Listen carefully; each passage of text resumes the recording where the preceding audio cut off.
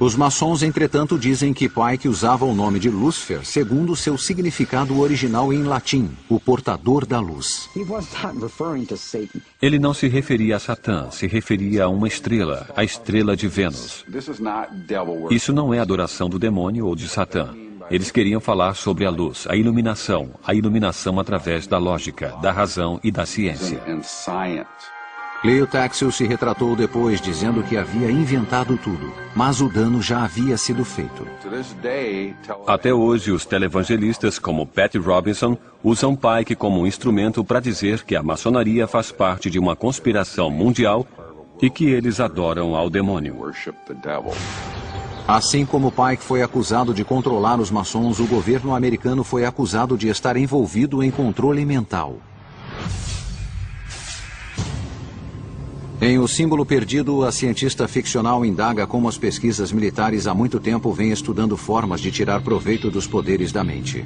Ela menciona os programas do governo sobre percepção extrasensorial e visualização remota, um tipo de viagem telepática. Isso foi baseado em um experimento militar real, no qual pediu-se a um voluntário que descreva uma localidade dentro da União Soviética. Apenas as coordenadas geográficas foram dadas. Mas o voluntário deu uma descrição com semelhanças incríveis com o local real, do outro lado do mundo.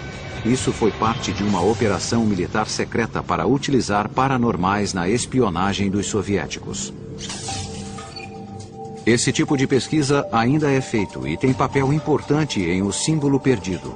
Um dos personagens principais do livro é uma cientista que faz pesquisas no campo da noética. Como o romance retrata, a noética tem relação com as experiências que muitos de nós têm todos os dias. É o sentimento perturbador que temos quando algo não está certo, que chamamos de intuição. A ligação psíquica que as mães parecem ter com os filhos. O poder da oração que parece ajudar na cura de pessoas. Tudo isso está dentro do campo das ciências noéticas. E a realidade das ciências noéticas é tão estranha quanto a ficção contida na obra de Dan Brown. Estudos científicos sérios dos chamados fenômenos psíquicos foram iniciados na década de 30, quando o parapsicólogo americano J.B. Rhine começou a fazer experiências em um laboratório. Rhine fazia com que seus voluntários tentassem adivinhar as 5 cartas que seriam puxadas de um baralho. Cada baralho tinha 25 cartas. Então, acertos acima de uma carta seriam evidências de percepção extrasensorial. Rhine divulgou alguns bons resultados dos testes, mas os psicólogos e cientistas tradicionais rejeitaram seu trabalho, dizendo que seus métodos eram falhos. Rhine e outros parapsicólogos continuaram a trabalhar na obscuridade até a Guerra Fria. Em 1971, 2 escritores britânicos revelaram que cientistas da União Soviética estariam investigando o uso dessa habilidade como arma. Como um dos personagens de Brown diz, os que estão no poder querem mais poder. Uma das áreas de grande interesse foi a visualização remota, a habilidade de enxergar um alvo à distância ou não visto usando tal habilidade. Os soviéticos também investigavam a intenção, a habilidade de afetar uma pessoa para o bem ou para o mal, simplesmente ao olhar uma foto dessa pessoa. Quando souberam disso, o governo americano iniciou seu próprio programa imediatamente.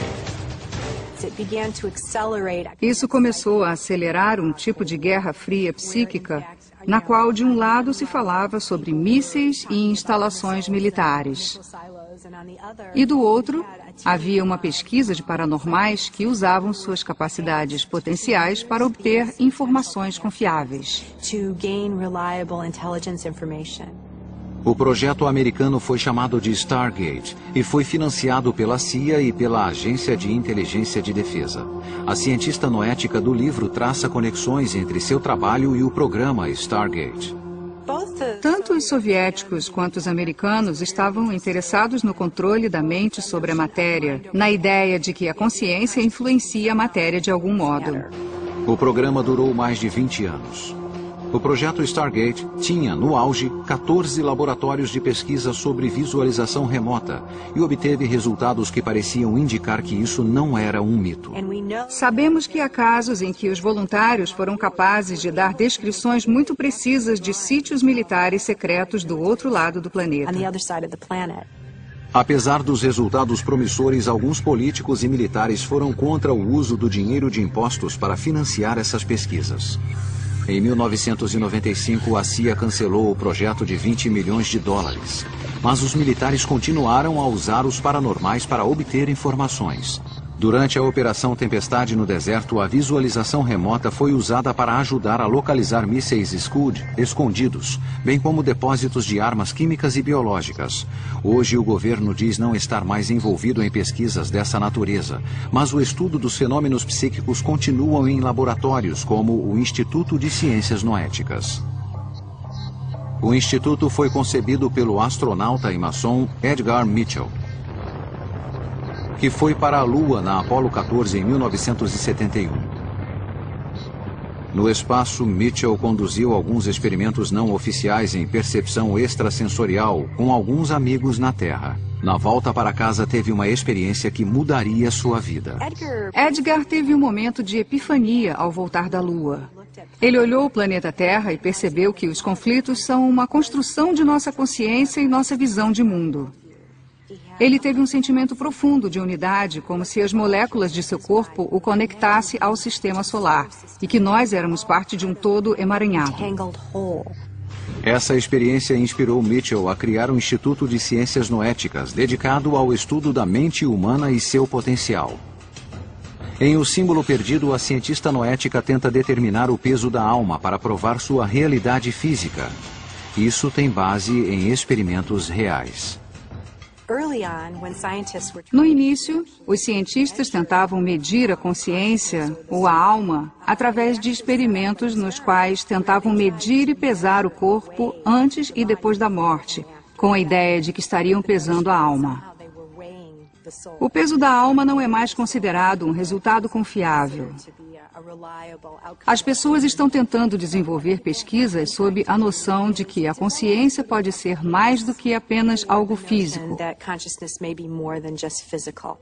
A cientista da obra acredita que suas pesquisas mostram que os fenômenos psíquicos como a telepatia, a clarividência, a pré-cognição e o controle da mente sobre a matéria são reais, assim como os pesquisadores aqui do Instituto de Ciências Noéticas.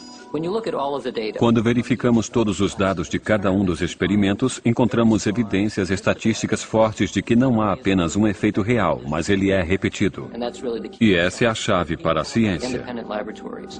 No livro, a cientista afirma que pensamentos em grupo, como nos grupos de oração ou círculos de cura, podem ter efeitos profundos.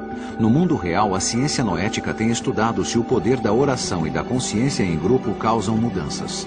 Diferente do livro, no mundo real, os resultados são inconclusivos. Acredito que é preciso realizar mais pesquisas, porque isso é praticado por muitos. Simplesmente rejeitar porque não se encaixa em nosso modelo científico convencional é uma grande injustiça com as experiências que as pessoas têm feito há milênios. Então a ciência do livro de Dan Brown pode estar anos-luz à frente das ciências noéticas da realidade. Onde mais os fatos não confirmam a ficção. Como pode ser visto, Dan Brown construiu sua ficção em um mundo de fatos e possibilidades. Câmaras de reflexão existem, mas não no porão do edifício do Capitólio. O governo financiou pesquisas sobre o poder da mente, mas não no Instituto Smithsonian. A mão cortada foi baseada em uma lenda real. E é verdade que o Capitólio dos Estados Unidos possui um mural onde George Washington é retratado como um deus.